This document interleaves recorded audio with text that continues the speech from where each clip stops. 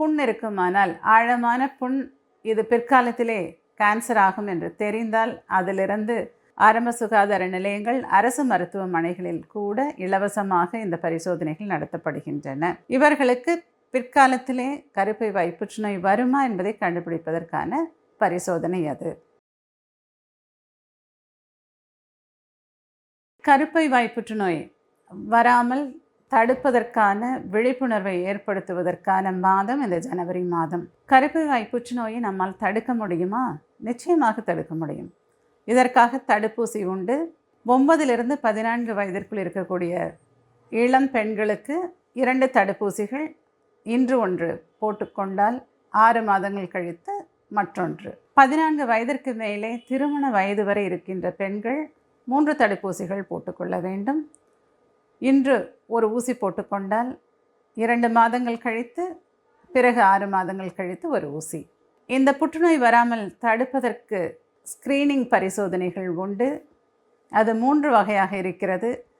ஒன்று VIA, வயா என்று சொல்கிற visual inspection with acetic acid என்கிற ஒரு பரிசோதனை.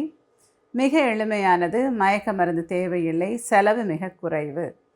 அரசாங்கத்தாலும் இந்த பரிசோதனைகள் ஆரம்ப சுகாதார நிலையங்கள், அரசு மருத்துவமனைகளில் கூட இலவசமாக இந்த பரிசோதனைகள் நடத்தப்படுகின்றன.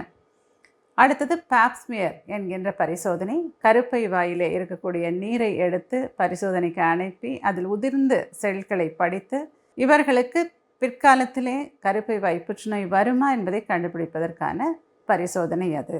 3வது, கருப்பை வாயில் இருக்கக்கூடிய நீரை எடுத்து HPV டெஸ்ட் என்கின்ற இந்த வைரஸ் இருக்கிறதா என்பதை கண்டுபிடிப்பதற்கான பரிசோதனை.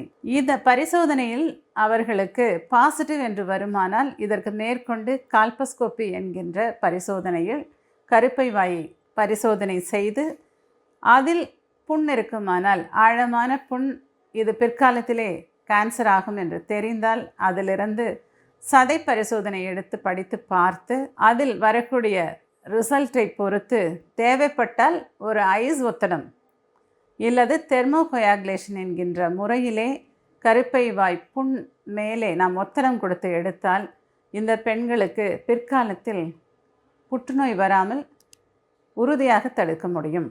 இந்த பரிசோதனைகளை 30 வயதிற்கு மேற்பட்ட அனைத்து பெண்களும் மேற்கொள்ள வேண்டும்.